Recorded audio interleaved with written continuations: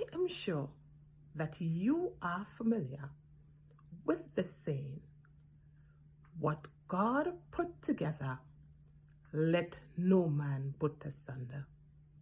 I have news for you though.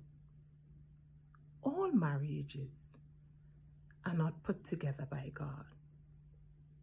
There are times we choose because of the stage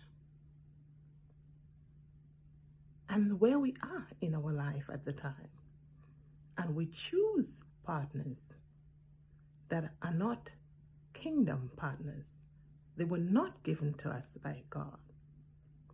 Remember, God's plan for you is good and not evil, and to give you an expected end.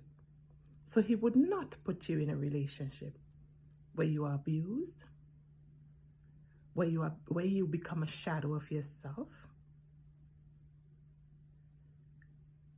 and everything that's negative, that's not of God.